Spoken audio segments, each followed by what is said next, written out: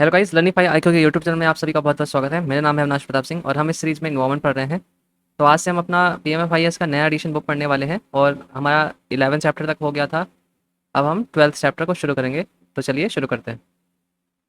तो हमारा 12th chapter जो है वो है एयर पॉल्यूशन में। तो इस चैप्टर में हम कॉजेस देखेंगे और कौन कौन से मेजर एयर पॉल्यूटेंट हैं उनके बारे में भी हम पढ़ेंगे। एयर पॉल्यूशन वाला चैप्टर हमेशा न्यूज़ में इसलिए बना रहता है क्योंकि एयर पॉल्यूशन आजकल मेजॉरिटी जितनी भी बड़ी सिटीज़ है हमारी इंडिया की, सब में एक बहुत बड़ी प्रॉब्लम बना हुआ है। तो वेरी ऑफन ये न्यूज़ में बना रहता है और जिसके कारण ही यूपीएससी में कई बार इससे क्वेश्चन भी आते हैं। तो ये एक बहुत ही इंपॉर्टेंट चैप्टर है। तो पॉल्यूशन वाले जितने भी चैप्टर हैं एज सच, वो सारे आपको बहुत अच्छे से प्रिपेयर करना है। सो बेसिकली एयर पॉल्यूशन से होता क्या है? एयर पॉल्यूशन से अल्टीमेटली इन्वायरमेंट का डिग्रेडेशन होता है, जिसके कारण जो हमारी सर्वाइवल है वो लेस सुटेबल हो जाता है हमारे आसपास के इन्वायरमेंट में। सपोज हम किसी एरिया में रह रहे हैं, दिल्ली का एग्जांपल ले लीजिए। अगर वहाँ पे एक्सेस में एयर पॉल्यूशन है तो उस केस में क्या लंग डिसीजेस होने लगेंगी। जो अस्थमा के पेशेंट्स हैं उनको ब्रीदिंग में प्रॉब्लम आएगी। तो जो सर्वाइवल जो नॉर्मल कंडीशन में पॉसिबल हो रहा था उस इन्वायरमेंट में, एयर पॉल्यूशन के कारण जो इन्वायरमेंटल डिग्रेडेशन हुआ है उसके कारण लाइफ फॉर्म का सर्वाइवल थ्रेटन हो जाता है। तो इन्वायरमेंटल डिग्रेडेशन सिर्फ एयर पॉल्यूशन से बस नहीं होता, उसके कई और रीजंस भी होते हैं। रैपिड इंडस्ट्रियलाइजेशन आप कह लो, या फिर जो पॉपुलेशन इतनी तेज़ी से ग्रो कर रही है उसकी कंफर्ट और नीड्स को पूरा करने की जो कोशिशें हैं, उसके साथ साथ ही जो नेचुरल रिसोर्सेज हैं उनका ओवर एक्सप्लॉइटेशन है ना। तो इन सब के कारण होता क्या है, इन्वायरमेंट हमारा डिग्रेड होता रहता है, जिसके कारण कई इशू निकल के आते हैं। जैसे क्लाइमेट चेंज हो गया, ओशन एसिडिफिकेशन है, सॉइल इरोजन है, डेजर्टिफिकेशन है, loss of biodiversity and pollution. तो ये सारे चैलेंजेस किससे आते हैं? हमारे इन्वायरमेंटल डिग्रेडेशन से। डेजर्टिफिकेशन किसको बोलते हैं? ये जो नॉर्मल लैंड होता है हमारा, सॉइल जिसे हम बोलते हैं, है ना, सॉइल से जो बना हुआ उसका कन्वर्ट हो जाना किस में? सैंड में। तो ये होता कैसे है? अगर किसी एरिया में पानी नहीं गिर रहा है तो over centuries, thousands of year वो सॉइल वहाँ की चेंज होकर किसमें? सैंडी कन्वर्ट हो जाएगी। और वहाँ पे फिर जो प्लांट्स हैं वो भी लग नहीं पाएंगे कभी। तो इस प्रोसेस को हम क्या बोलते हैं? डेजर्टिफिकेशन। जो कन्वर्जन है लैंड का फ्रॉम सॉइल टू सैंड, है ना। अब बाकी ये सारे टर्म्स तो आपने सुने ही होंगे, climate change, ocean acidification, soil erosion, loss of biodiversity and pollution. तो अब हम देख लेते हैं पॉल्यूशन की डेफिनेशन क्या है। पॉल्यूशन में बी डिफाइंड एज एडिशन या release of undesirable physical, chemical या बायोलॉजिकल एजेंट्स, है ना, into the environment due to human activities. तो ये एक तरीके की डेफिनेशन हो गई, राइट। जो मॉडर्न सेंस में हम पॉल्यूशन को समझते हैं उसकी डेफिनेशन यही है। हालांकि नेचुरल वे में भी पॉल्यूशन हो सकता है, कि जैसे हमारे इन्वायरमेंट में एयर का एग्जांपल ले सकते हैं। जो हवा होती है उसमें कई नाइट्रोजन भी रहेगी, ऑक्सीजन भी रहेगी, सल्फर भी रहेगी, है ना, और इसके ऑक्साइड्स भी रहेंगे। तो उस केस में होता क्या है, जब ये एक लिमिटेड अमाउंट में रहते हैं तब तो ये कोई हार्म नहीं पहुंचाते ह्यूमन बींग्स को या फिर और किसी लिविंग ऑर्गेनिज्म को। लेकिन अगर इनमें से किसी एक का कॉन्सेंट्रेशन ऐसा बढ़ गया इतना ज़्यादा जो कि हमारे सर्वाइवल के लिए मुश्किल कर रहा है, साथ साथ जो कि कोई इन्वायरमेंटल प्रोसेस को भी डिस्ट्रॉय कर रहा है। जैसे हमारे पास CFCs का एग्जांपल था, क्लोरोफ्लोरोकार्बन्स, जो ओजोन को डिस्ट्रॉय कर देती थी जाके, है ना। ओजोन लेयर जो है हमारी ऊपर स्ट्रेटोस्फेयर में, तो ये CFCs भी इसी कारण पॉल्यूटेंट थे, है ना, पॉल्यूशन थे। तो मतलब लिमिटेड अमाउंट में है, डिज़ायरेबल अमाउंट में है ये सारी गैसेस, तो ये पॉल्यूशन नहीं बनती। लेकिन अगर वो ऐसी पोजीशन में है इन्वायरमेंट में जहाँ पे वो हमें हार्म पहुँचाएं तो उसे हम पॉल्यूटेंट कहते हैं। और उन्हीं के द्वारा जो एडिशन और रिलीज होता है इन्वायरमेंट में केमिकल्स का या और किसी चीज़ का, तो उसको हम पूरा पॉल्यूशन बोलते हैं। तो पॉल्यूशन भी कई टाइप के होते हैं। एयर पॉल्यूशन हो गया, नॉइस पॉल्यूशन हो गया, वाटर पॉल्यूशन हो गया, सॉइल पॉल्यूशन हो गया, थर्मल पॉल्यूशन हो गया और रेडिएशन पॉल्यूशन। इसके अलावा भी कई हैं, बट मेजर मेजर यही हैं आपके जो आपको पढ़ने होते हैं। तो पहला है हमारा एयर पॉल्यूशन। यहाँ पे देख सकते हैं, एयर पॉल्यूशन में भी defined as the presence of any solid, liquid और gaseous substance including noise and radioactive radiation in the atmosphere in such concentration that may be directly or indirectly injurious to humans, other living organism, property और interferes with normal environmental process। तो एक एक करके समझते हैं कि किसी भी कॉन्सेंट्रेशन में अगर कोई गैस है या सॉलिड है या लिक्विड है ना, या फिर इवन नॉइस है या फिर रेडियो एक्टिव रेडिएशन है, वो अगर किसी ऐसी क्वांटिटी में एग्जिस्ट करती है इन्वायरमेंट में जो कि हार्मफुल है, किसके लिए? ह्यूमंस के लिए या किसी और लिविंग ऑर्गेनिज्म के लिए, या कोई प्रॉपर्टी जैसे बिल्डिंग हो सकती है। जैसे ताजमहल का केस यहाँ पे बताता हूँ मैं। तो जो हमारी एसी ट्रेन होती है ना, एसी ट्रेन, उसका जो मार्बल है ताजमहल का, उसको करोड करती है या ख़त्म करती है। तो इसीलिए जो ताजमहल के बहुत बड़ा एरिया है ऐसे अराउंड, उसको इंडस्ट्री फ्री जोन बना दिया गया है इसी प्रॉब्लम को टैकल करने के लिए। तो ये प्रॉपर्टी में भी अगर नुकसान पहुंचाती है तो भी वो पॉल्यूशन के तौर पे देखी जाएगी। उसके साथ साथ interferes with normal environmental process. तो नॉर्मल इन्वायरमेंटल प्रोसेस को हम क्या समझेंगे, जैसे ओजोन का एग्जांपल यहाँ पे होता है कि हमारे स्ट्रेटोस्फेयर में O3 बनती रहती है, नॉर्मल प्रोसेस है ना, ऑक्सीजन का केमिकल रिएक्शन होता रहता है ना, सन की हेल्प लेती है, यूवी रेज को एब्जॉर्व करके O3 बन जाती है। तो अब इस नॉर्मल O3 प्रोसेस में इंटरफेयर कौन कर रहा था, CFCs है ना, तो CFCs इसको डिस्ट्रॉय कर रहे थे, O3 को अलग फॉर्म में चेंज कर दे रहा था। तो ये भी एक पॉल्यूटेंट के तौर पे इसलिए देखा जाएगा, है ना। तो आई होप आपको समझ आ गया होगा डिफरेंस सारा क्या था। तो अब ये एयर पोल्यूशन बढ़ कैसे रहा है, अब आपको पता है फॉसिल फ्यूल पे हम कितना ज़्यादा डिपेंडेंट हैं। चाहे पावर प्लांट हमको चलाने हो कोल से, इंडस्ट्रीज चलानी हो, इंडस्ट्रीज में बिजली जाती है वहाँ से, है ना, पावर का सोर्स है एक फॉसिल फ्यूल। फिर ट्रांसपोर्टेशन में पेट्रोल डीजल लगता है, माइनिंग में लगता है, कंस्ट्रक्शन ऑफ बिल्डिंग में लगता है, स्टोन कोरिंग में लगता है। तो सब में बहुत इंक्रीज यूज़ है फॉसिल फ्यूल्स का। और फॉसिल फ्यूल की बर्निंग या फिर उसका अनप्रोटेक्टेड वे में इन्वायरमेंट में एग्जिस्ट करना एक पॉल्यूशन की तरह काम करता है। फॉसिल फ्यूल में नाइट्रोजन और सल्फर आपको दोनों देखने को मिल जाएगा स्मॉल अमाउंट्स में। और जो हमारे कोल हैं या फिर जो पेट्रोलियम है, जब हम इनको जलाते हैं तो क्या निकलता है, ऑक्साइड्स ऑफ नाइट्रोजन। तो अलग अलग कई ऑक्साइड्स ऑफ नाइट्रोजन निकलेंगे और सल्फर निकलेंगे, है ना, एटमॉस्फेयर में। तो इसका रिलेवेंस क्या है, यही ऑक्साइड्स ऑफ नाइट्रोजन और सल्फर रिएक्ट करते हैं वाटर वेपर के साथ और बना लेते हैं सल्फ्यूरिक और नाइट्रिक एसिड, है ना। और जब यही वाटर ड्रॉपलेट के साथ गिरती है तो इसी को हम बोलते हैं एसिड रेन। तो यहाँ पे आप देख सकते हैं acid rain corrodes marble monuments like Taj Mahal. It is this phenomena is called as marble cancer, है ना। तो आई होप आप समझ गए हो। फिर अदर काइंड ऑफ पॉल्यूटेंट कौन कौन से हैं, क्लोरोफ्लोरोकार्बन्स, है ना, CFCs। ये कहाँ यूज़ होते थे पहले, रेफ्रिजरेटर में यूज़ होते थे, जो हमारे फ्रिज होते हैं घरों में। और उसके साथ साथ एयर कंडीशनर में भी यूज़ होते थे, कूलिंग एजेंट की तरह, है ना। और सिमिलरली ये प्रेशरिंग एजेंट की तरह एरोसॉल स्प्रे जो होता था उसमें भी यूज़ किए जाते थे। लेकिन CFCs जो हैं हमारे, वो डैमेज करते हैं किसको, ओजोन लेयर को। तो ये तो अब बैन ही कर दिए गए हैं पूरी तरीके से। फिर आपने सुना होगा स्मॉग वाली कंडीशन जो होती है इन्वायरमेंट में, वो भी एक पोल्यूशन के कारण होती है। स्मॉग किससे बनी है, दो वर्ड से, स्मोक, स्मोक प्लस फॉग, है ना। तो जब ये पार्टिकल्स आप कोई भी जलाते हैं, कोई भी फॉसिल फ्यूल का कंबशन होता है, तो उससे सस्पेंडेड पार्टिकल्स निकलते हैं ना, छोटे छोटे पार्टिकल्स ऐसे निकलेंगे। तो यूजुअली जब आज ठंडी ठंडी का सीज़न नहीं होता या फिर आसमान क्लियर है, तो ये ऊपर की तरफ बह जाते हैं या हवा के साथ बह जाते हैं। लेकिन सपोज करिए अगर सिचुएशन ऐसी है कि हवा नहीं चल रही है बिल्कुल भी, ऊपर क्लाउडी है ना, तो उस केस में होगा होगा क्या कि जो स्मोक के पार्टिकल्स हैं ये ज़मीन के नीचे ही हवा में सस्पेंड हो जाएंगे। और फिर जब फॉग बनेगा नेक्स्ट डे मॉर्निंग में या फिर दिन में, उस केस में ये फॉग के साथ मिलके क्या है, स्मॉग का फॉर्मेशन कर लेंगे। तो बहुत हेजी होता है, बहुत ज़्यादा। दिल्ली और बाकी के एरियाज़ में आपको देखने को ईजिली मिल जाएगा, बड़ी सिटीज़ में। तो ये भी किसके कारण होता है, एयर पॉल्यूशन के कारण। फिर अब हम मेजर कॉज देख लेते हैं कौन कौन से हैं एयर पॉल्यूशन के। तो पहला बड़ा कॉज है व्हीकलर और इंडस्ट्रियल एमिशन। तो ये बहुत बड़ा कॉज है, जिसमें जैसे कार्बन मोनोऑक्साइड है, ऑक्साइड्स ऑफ नाइट्रोजन है, non methane volatile organic compounds हैं, उसमें ये सारे आते हैं ना। तो ये मेजर पोल्यूटेंट हैं, किससे निकलते हैं, व्हीकल से। जो व्हीकल में कंबशन होता है उससे एग्जॉस्ट से ये सारे गैस निकलते हैं।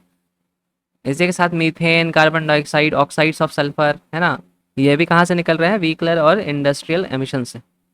फिर हमारी जो इंडस्ट्रीज़ हैं बड़ी बड़ी, जैसे आयरन की हो गई, स्टील की, शुगर की, paper, cement, fertilizer, copper, aluminium की, इन ये जब इंडस्ट्रीज़ वर्क करती हैं तो कई बार ये पॉल्यूशन निकालती हैं। जैसे सस्पेंडेड पार्टिकुलेट मैटर हो गया, सल्फर ऑक्साइड्स हो गए, नाइट्रोजन ऑक्साइड्स हो गए, कार्बन डाइऑक्साइड हो गए। तो आपको ना सोर्स याद रखनी है कि कहाँ से किस चीज़ की गैस निकलती है।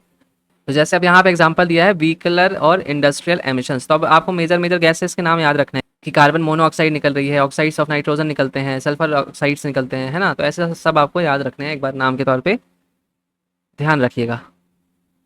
फिर इसके बाद आगे चलते हैं। दूसरा कॉज है हमारा इम्प्रॉपर यूज़ ऑफ पायरोलिसिस। तो पायरोलिसिस ऐसी प्रोसेस है जहाँ पे बिना ऑक्सीजन के हम हाई टेम्परेचर में किसी भी सिंथेटिक मटेरियल को तोड़ते हैं, मतलब जलाते हैं। ये प्रोसेस क्यों की जाती है, ये कम पॉल्यूशन फैलाती है। आप नॉर्मल कचरा कोई है उसको बर्न कर दोगे, उससे जितना धुआं डायरेक्टली एनवायरनमेंट में चला जाएगा, उसके कंपैरिजन में पायरोलिसिस में बहुत कम एनवायरनमेंट में ऐड होता है, क्योंकि इसका जो बाई प्रोडक्ट है वो है fine carbon matter, pyrogas and oil. तो इससे ये सारे प्रोडक्ट्स निकलते हैं जो कि बाद में यूज़ कर लिए जाते हैं किसी ना किसी फॉर्म में।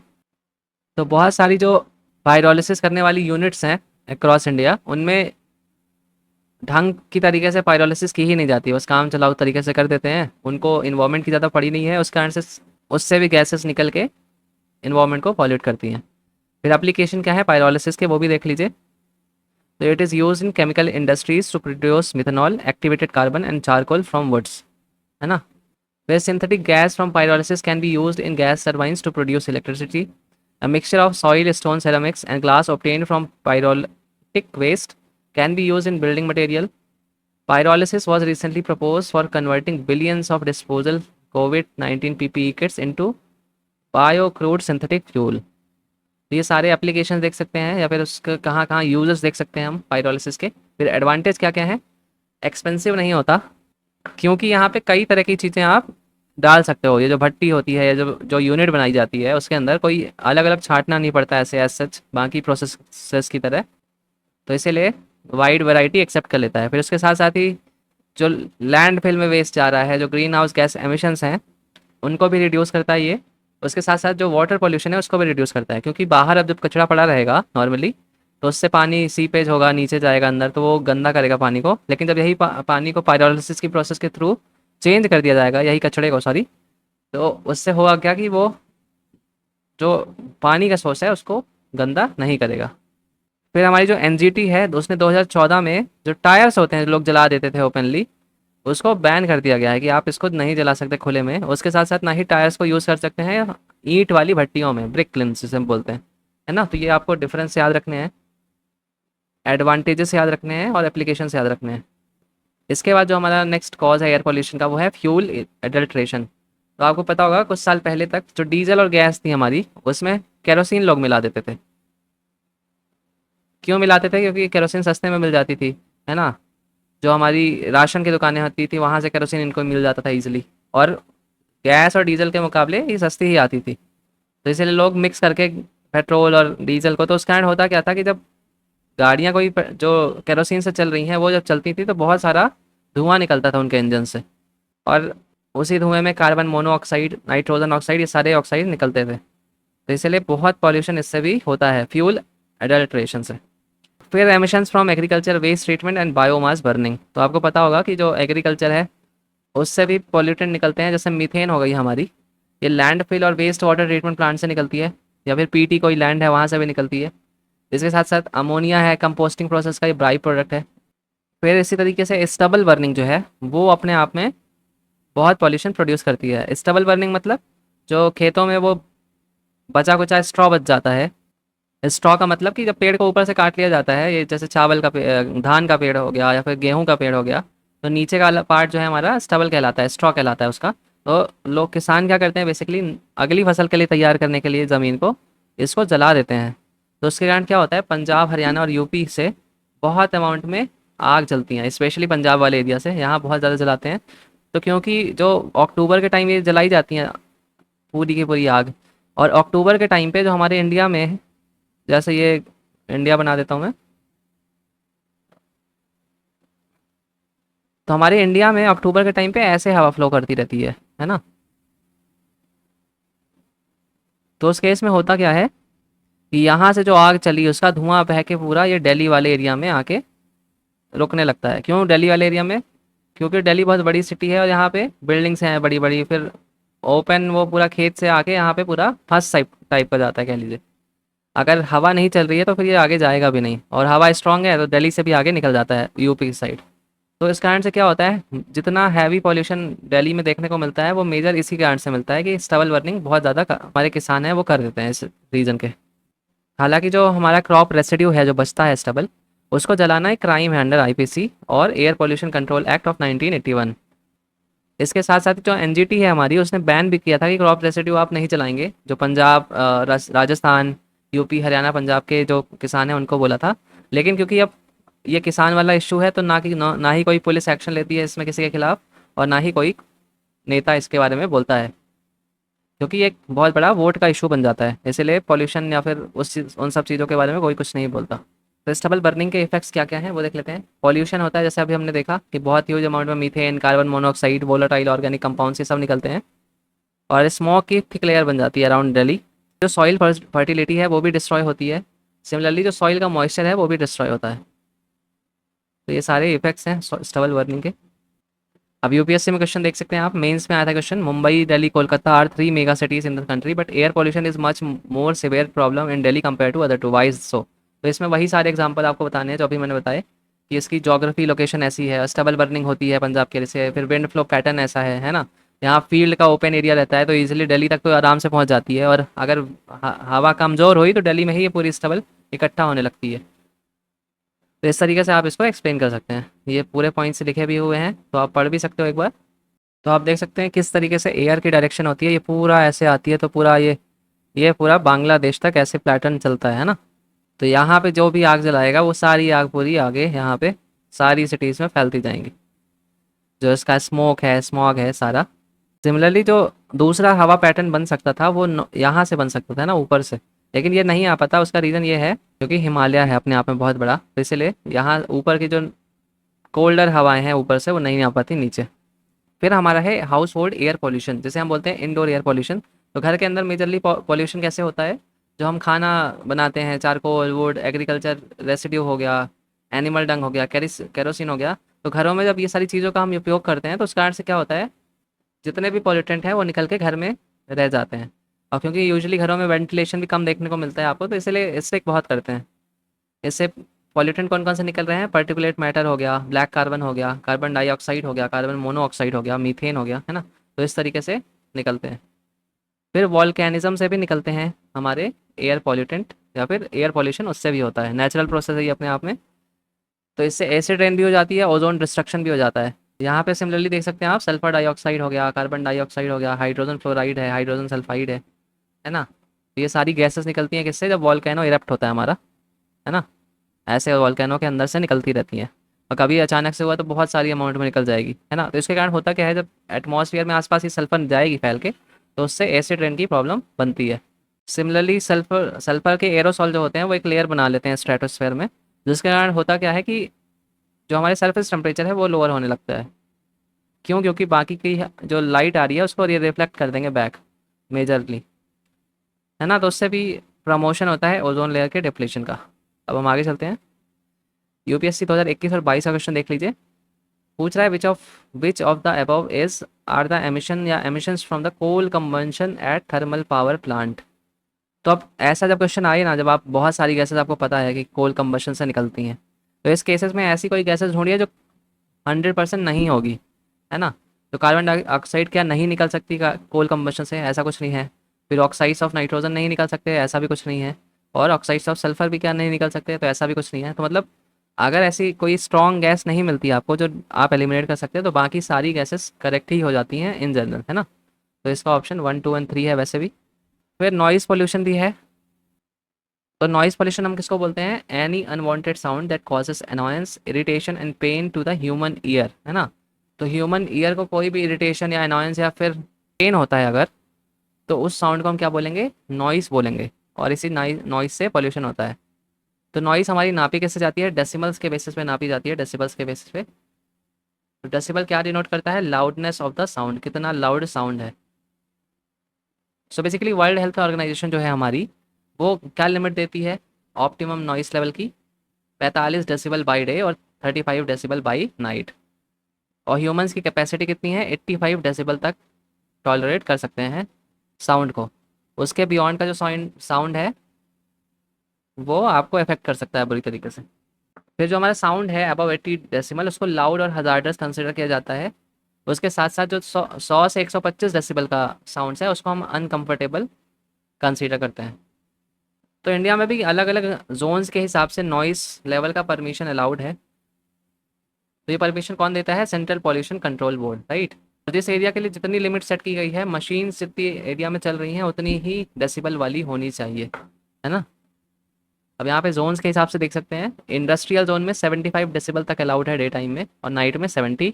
कमर्शियल जोन में 65 और 55। रेसिडेंशियल जोन में 55 और 45।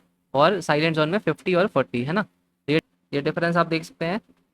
फिर साइलेंट जोन क्या होता है, साइलेंट जोन ऐसा एरिया है जैसे जो 100 मीटर के राउंड है, किसके, स्कूल्स के, कॉलेजेस के, हॉस्पिटल के या कोर्ट्स के, है ना। इसके अराउंड के 100 मीटर का एरिया क्या कहलाएगा, साइलेंट जोन। तो 2000 से पहले क्या होता था ना, जो हमारा नॉइज़ पोल्यूशन है उसके सोर्सेज जो हैं वो कौन से एक्ट के अंदर एड्रेस किए जाते थे? Air prevention and control of pollution act 1981। लेकिन फिर 2000 में कौन सा आया? Noise pollution regulation and control rule. अब उसके अंदर ये रेगुलेट किए जाते हैं। उसके साथ साथ जो नॉइस स्टैंडर्ड है गाड़ियों के लिए, air conditioner, refrigerator, diesel generator और भी जो इक्विपमेंट्स हैं उनके लिए कौन प्रिस्क्राइब करता है? इन्वायरमेंट प्रोटेक्शन एक्ट 1986, है ना। तो इसके अंदर प्रिस्क्राइब्ड है कि किसकी कितनी लिमिट रहेगी या कौन क्या स्टैंडर्ड है। फिर किसी इंडस्ट्री से निकलने वाला जो नॉइस है या साउंड है उसको कौन रेगुलेट करता है? State pollution control board. तो ये सब आप डिफरेंसेस देख सकते हैं। अब हम आगे चलते हैं। अब इसके बाद है हमारा क्लासिफिकेशन ऑफ एयर पॉल्यूटेंट। तो एयर पॉल्यूटेंट कौन कौन से टाइप के होते हैं? तो पहली टाइप है हमारी प्राइमरी पॉल्यूटेंट। ये ऐसे these are persistent in the form in which they were added to the environment. मतलब जिस फॉर्म में ये ऐड किए जाते हैं उसी फॉर्म में ये इन्वायरमेंट में एग्जिस्ट करते हैं और उसी फॉर्म में ये पॉल्यूटेंट बन जाते हैं। जैसे डीडीटी हो गया, प्लास्टिक हो गया, कार्बन मोनोऑक्साइड हो गया, कार्बन डाइऑक्साइड हो गया, yes oxides of nitrogen and sulphur हो गया, है ना। तो ये कोई फॉर्म नहीं चेंज करते, अपने ही फॉर्म में इतनी क्वांटिटी में हो जाते हैं कि ये पॉल्यूटेंट बन जाते हैं। फिर सेकेंडरी पॉल्यूटेंट कौन से होते हैं हमारे? They are form by interaction among primary pollutant. For example peroxy acetyl nitrate, जो पैन हम जिसको बोलते हैं, it is formed by interaction of nitrogen oxides and hydrocarbon. Similarly ozone है हमारी जो, ये कैसे बनती है? हाइड्रोकार्बन भी और नाइट्रोजन ऑक्साइड मिलते हैं in the presence of sunlight, या फिर जब nitrogen oxide combine with oxygen in air, या तो ड्यू टू एसिड रेन। अब ओजोन पॉल्यूटेंट में कैसे आ गया यहाँ पे? तो देखिए जो स्ट्रेटोस्फेयर पे ओजोन है ना ऊपर, वो तो हमारे लिए बेनिफिशियल है, ओजोन लेयर वो बेनिफिशियल है। लेकिन जब यही ओजोन ग्राउंड लेवल पे फॉर्मेशन हो जाए, ज़मीन में जहाँ हम रहते हैं, वहाँ पे ये एक पॉल्यूटेंट के तौर पे काउंट की जाती है। तो जब ज़मीन में ओजोन रहेगी उसे वो पॉल्यूटेंट है, और जब ऊपर रहेगी स्ट्रेटोस्फेयर में तो वो एक हमारे लिए बेनिफिशियल लेयर है। फिर इसके बाद दूसरा डिफरेंस जो आता है वो है क्वांटिटेटिव और क्वालिटेटिव पॉल्यूटेंट के बीच में। तो क्वांटिटेटिव पॉल्यूटेंट कौन से होते हैं? ये ऐसे पॉल्यूटेंट हैं जब जिनकी एक क्वांटिटी के बियॉन्ड ये पॉल्यूटेंट बन जाते हैं, जैसे कार्बन डाइऑक्साइड। वैसे तो ये ज़रूरत है प्लांट्स को, लेकिन एक लेवल के बियॉन्ड ये क्या बन जाता है? पॉल्यूटेंट, है ना। सिमिलरली जो क्वालिटेटिव पॉल्यूटेंट होते हैं वो अपने नेचर की वजह से ही पॉल्यूटेंट हैं, वो नेचर में एग्जिस्ट नहीं करते और उनको ह्यूमन मेड्स के तौर पे बनाया गया है। जैसे फंगीसाइड्स हो गए, हर्बिसाइड्स हो गए, डीडीटी हो गए, है ना। ये बाई नेचर ही एक पॉल्यूटेंट हैं। अब हम आगे चलते हैं। अब इसके बाद जो हमारा एयर पॉल्यूटेंट वाले टॉपिक हैं वो देख लेते हैं, अलग अलग एयर पॉल्यूटेंट कौन से हैं। तो हमारा है पहला टॉपिक पर्टिकुलेट पॉल्यूटेंट्स का। तो पर्टिकुलेट पॉल्यूटेंट्स कौन से मैटर हैं? सो बेसिकली पर्टिकुलेट पॉल्यूटेंट हमारे, these are the matters suspended in the air such as dust या फिर शूट, है ना। डस्ट और शूट के फॉर्म में प्रेजेंट रहते हैं। साइज रेंज भी इनका बहुत डिफरेंट है, जैसे 0.001 टू 500 माइक्रोमीटर्स। तो एक बहुत छोटे भी हो जाते हैं और ठीक ठाक साइज में भी आ जाते हैं। तो जो हमारे पार्टिकल जो लेस देन 10 माइक्रोमीटर हैं वो फ्रीली फ्लोट करते हैं और आराम से तैरते रहते हैं एयर में, है ना। वो इतने छोटे होते हैं ये। जो 10 माइक्रोमीटर से ऊपर के पार्टिकल्स होंगे वो सेटल डाउन हो जाएंगे, मतलब जैसे आधी चली तो उसके बाद जो डस्ट नीचे गिर जाती है वो यूजुअली 10 माइक्रोमीटर के ऊपर के साइज़ वाली रहती है। सिमिलरली जो पार्टिकल है हमारे लेस देन 0.02 माइक्रोमीटर, वो एक एरोसॉल का फॉर्मेशन कर लेते हैं, परसिस्टेंट एरोसॉल, हमेशा एयर पे ही रहेंगे और बहुत छोटे रहेंगे। फिर इन पर्टिकुलेट पॉल्यूटेंट्स का सोर्स क्या क्या है? तो इंडस्ट्रीज़ है, व्हीकल्स है, पावर प्लांट है, कंस्ट्रक्शन एक्टिविटीज़ है, ऑयल रिफाइनरीज है, रेलवे यार्ड्स है, मार्केट प्लेस इंडस्ट्रीज। तो आप कहाँ कहीं कहीं कहीं सोच सकते हैं वो सारा इसमें सोर्स के तौर पे एक्ट करता है। फिर इसके बाद कुछ इनहेलेबल पार्टिकुलेट मैटर हैं, जैसे PM10 और PM2.5। इनको क्या बोला जाता है? क्राइटेरिया पॉल्यूटेंट्स, बिकॉज इनके बहुत सारे स्टडीज़ हो चुकी हैं इनके ऊपर कि कैसे ये हमारे हेल्थ में एडवर्स इफेक्ट प्रोड्यूस करते हैं, है ना। और जो हमारा सेंट्रल पॉल्यूशन कंट्रोल बोर्ड है वो भी बताता है कि जो पार्टिकल साइज 2.5 माइक्रोमीटर या उससे कम है डायमीटर में, it is responsible for causing most significant harm to human health, है ना। तो आपको ये याद रखना है। और PM10 और PM2.5 तो आप न्यूज़ में कई बार सुनते होंगे, है ना, आता रहता है न्यूज़ में हमेशा। ये जो फाइन पार्टिकल्स होते हैं PM2.5 से नीचे वाले, ये लंग में चले जाते हैं अंदर। फिर ब्रीदिंग और रेस्पिरेटरी सिम्टम्स आ जाते हैं, इरिटेशन वाले, इन्फ्लेमेशन हो गया या न्यूमोनियोसिस हो गया। तो ये सारी प्रॉब्लम्स हो सकती है। अब हम आगे चलते हैं। अब हम देख लेते हैं particulate matter less than 2.5 micrometre. तो PM2.5 या उससे जो नीचे हैं उनको बारे में देख लेते हैं। तो जो हमारा एटमॉस्फेयर है उसमें आर्सेनिक और निकल जो है वो एक पर्टिकुलेट मैटर की तरह ही एग्जिस्ट करते हैं, मतलब बहुत छोटे डायमीटर में। जैसे इनका मोस्टली जो साइज होता है वो is less than 2 micrometre in diameter. फिर जो कंबंशन प्रोसेस है पेट्रोलियम में, या फिर combustion of fossil fuels in vehicles या फिर पावर प्लांट्स, इससे क्या निकलता है, निकल हमारा निकलता है। और निकल के जो कंपाउंड होते हैं ये हमारे कार्सिनोजेनिक होते हैं। कार्सिनोजेनिक का मतलब क्या है, कैंसर प्रोड्यूस करने वाले। फिर उसके बाद PM जो 1 है, साइज लेस देन 1 माइक्रोमीटर, इसके बारे में तो हमारे यहाँ अभी स्टडीज ज़्यादा हो ही नहीं पाई हैं, क्योंकि बहुत ही छोटा साइज है। जैसे देख सकते हैं आप, PM2.5 is 30 times finer than a human hair, लेकिन जो PM1 है वो 70 टाइम्स फाइनर है। तो एक बाल से भी 70 गुना पतला या छोटा कण, तो उसको हम बोलते हैं PM1। तो इनके अभी हेल्थ इफेक्ट्स के बारे में हमें नहीं पता है, क्योंकि हम इसकी ज़्यादा मॉनिटरिंग नहीं कर पाते। इवन जो वर्ल्ड हेल्थ ऑर्गेनाइजेशन है उसने भी कोई स्टैंडर्ड अभी नहीं दिए हैं अल्ट्रा फाइन पार्टिकल्स के लिए। रीज़न बीइंग कि इसमें कुछ स्टडीज़ हुई ही नहीं है, इतना कर पाना इम्पॉसिबल है। इम्पॉसिबल ना भी बोले तो बहुत टफ है अपने आप में। बहुत आगे चल के या फिर कभी फ्यूचर में कोई साइंटिस्ट ने कोई नई वे निकाल के स्टडी कर लिया तो पॉसिबल है, अदरवाइज अभी तो बहुत ही रेयर है। फिर जो हमारे 40% पर्टिकुलेट मैटर हैं वो PM0.7 तक के छोटे हैं, लेकिन इन सबके साथ वही प्रॉब्लम है कि none of it is monitored officially, है ना। लेकिन बहुत सारी थ्योरीज हैं कि हो सकता है कि जो हमारे ये PM1 है ये इतने छोटे हैं कि ये स्किन से ही पेनिट्रेट कर जाते हो हमारी बॉडी में। और हो सकता है कि इसके साथ जीन डैमेज का इशू हो, कैंसर का इशू हो। तो हमें अभी अभी हमें ज़्यादा इसके बारे में पता नहीं है, क्योंकि इसकी स्टडी नहीं हुई है। इसके प्राइमरी सोर्स क्या है PM1 के, व्हीकल और इंडस्ट्रियल एमिशंस, है ना। तो इसको याद रखिएगा सोर्स को। अब हम आगे चलते हैं। तो ये हमारी है 5th world air quality report. तो ये मोस्ट और लीस्ट पॉल्यूटेड कंट्रीज और टेरिटरीज के नाम यहाँ पे दिए हुए हैं। तो आप देख सकते हैं सबसे पहले जो साउथ ईस्ट एशिया हमारा, उसकी तीनों कंट्रीज बहुत पॉल्यूटेड हैं, बांग्लादेश, पाकिस्तान और इंडिया, है ना। इसके बाद आप रैंकिंग यहाँ नीचे ऐसे देख सकते हैं। तो ये 5th world air quality report prepare किसने की है, IQAir ने। India 3rd most polluted country था 2023 में। और वर्ल्ड की जो 50 मोस्ट पॉल्यूटेड सिटीज़ हैं उनमें से 39 जो हैं वो इंडिया की हैं। तो ये भी अपने आप में एक शॉकिंग फैक्ट है। तो IQAir बेसिकली एक Swiss air quality technology company है जो हर साल ये रिपोर्ट पब्लिश करती है।